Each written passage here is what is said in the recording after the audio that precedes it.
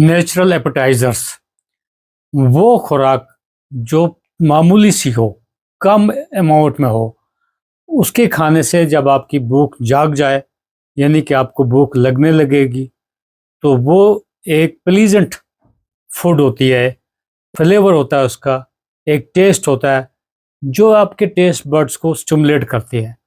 यानी कि आपको कभी ऐसा भी होता है खुराक को देख के भी भूख लग सकती है, यानी कि हम अक्सर बोलते हैं मुंह में पानी आ गया। वही मैं आपको बताना चाहूँगा कि नेचुरल एपेटाइजर्स तो ठीक, जो मेडिकेशंस हैं एज एन एपेटाइजर वो भी बहुत सारी हैं, लेकिन सबसे इम्पॉर्टेंट है हमें ये देखना चाहिए कि लॉस ऑफ एपेटाइट यानी कि एनोरेक्सिया जो है उसकी वजूहात क्या हैं।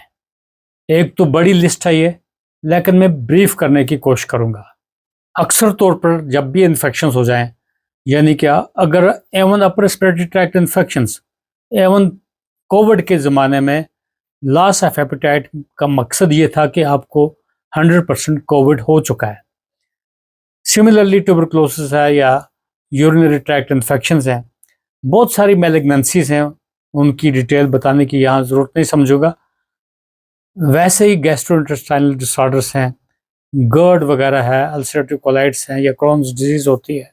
हार्मोनल इम्बैलेंसेस जो हैं, पर्टिकुलरली हाइपोथायराइड या हाइपरथायराइडिज्म में एपेटाइट को इफेक्ट पड़ता है। कुछ न्यूरोलॉजिकल डिसऑर्डर्स हैं, पार्किंसन डिजीज़ हैं या पोस्ट स्ट्रोक वगैरह, उनमें भी लॉस ऑफ एपेटाइट होती है। Most important loss of appetite जो अक्सर देखी जाती है वो डिप्रेशन में देखी जाती है, एंग्जाइटी न्यूरोसिस वगैरह में, स्ट्रेस में, यानी कि क्रॉनिक स्ट्रेस जो है वो एपेटाइट को सप्रेस करती है। सिमिलरली कुछ ईटिंग डिसऑर्डर्स होते हैं, यानी एनोरेक्सिया नर्वोसा है, तो बिंज ईटिंग वगैरह जो है उनमें लॉस ऑफ एपेटाइट होती है। कुछ मेडिकेशंस है, कीमोथेरेपी या एंटी डिप्रेसेंट्स हैं, कुछ एवन एंटीहिस्टामिनिक्स, उनसे भी लॉस ऑफ एपेटाइट हो सकती है। और भी बहुत सारे फैक्टर्स हैं जिसमें लॉस ऑफ एपेटाइट होगी। एजिंग, खासकर एज रिलेटेड चेंज जब होती हैं, टेस्ट बर्ड्स में कमी आ जाती है। सिमिलरली एवन प्रेगनेंसी में अगर आप देखेंगे कुछ ऐसा देखा गया कि डिक्रीज एपेटाइट हो सकती है। ट्रेवल या एनवायरमेंटल चेंज जब होंगे, अगर आप सडनली एक जगह से दूसरी जगह पे चले जाएं, तो वहाँ एनवायरमेंटल चेंज होने से कुछ पॉसिबिलिटीज़ हैं कि लॉस ऑफ एपेटाइट हो सकता है। लॉस ऑफ एपेटाइट का जो कॉम्प्लिकेशंस हैं, यानी कि मेल न्यूट्रिशन हो सकती है, वेट लॉस हो सकता है, ऐसे ही थकावट यानी फैटिग वगैरह आपको हो सकता है, और जनरल वीकनेस और आपका प्रोडक्टिविटी कमज़ोर हो सकती है, यानी कि आप अपनी परफॉर्मेंस कंप्लीट नहीं कर सकेंगे किसी भी टास्क को। तो लॉस ऑफ एपेटाइट का, एनोरेक्सिया का जो ट्रीटमेंट है, पहले तो अंडरलाइंग काज को एवेलुएट करना है, वो ढूंढना है, साइकोलॉजिकल फैक्टर्स देखने हैं, क्या कहीं मेडिकेशंस यूज तो नहीं हो रही है, एग्जैक्टली न्यूट्रिशनल सपोर्ट देनी चाहिए। एपेटाइट स्टिमुलेंट्स हैं, बहुत सारी मेडिकेशंस हैं, एंजाइम्स वगैरह भी होते हैं।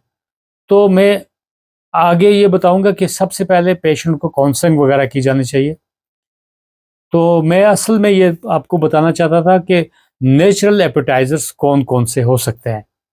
एपेटाइजर्स को स्टार्टर्स भी बोलते हैं, यानी कि आपको मेजर मील खाने से पहले कुछ छोटी चीज़ ऐसी खानी है, जैसे सैलड खा लेना है, जैसे हरी मिर्ची वगैरह है, टमाटर का सूप ले लेना है, वेजिटेबल सूप ले लेना है, मीट का सूप ले लेना है।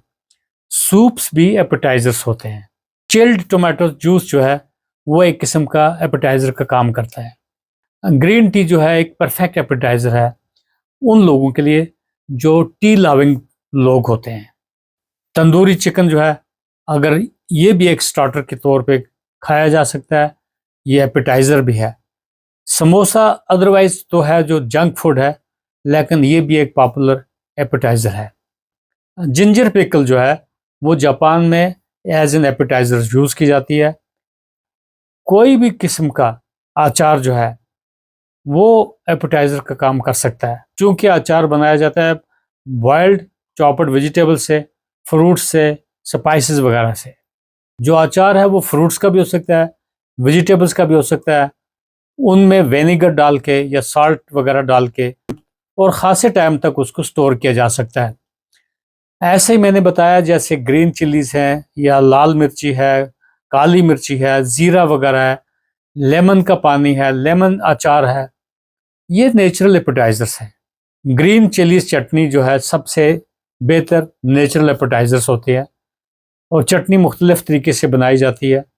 मेरा ये टॉपिक डिस्कस करने का मकसद ये था कि मैं आपको कुछ नेचुरल एपेटाइजर्स के बारे में बताऊं जो आपके घरों में भी अवेलेबल होते हैं और वो एक स्टार्टर के सूरत में, यानी कि मेजर मील्स खाने से पहले या कहीं लॉस ऑफ एपेटाइट वगैरह हो तो एक भूख को एक उजागर करने के लिए, एक स्टिमुलेट करने के लिए वो खाए जा सकते हैं।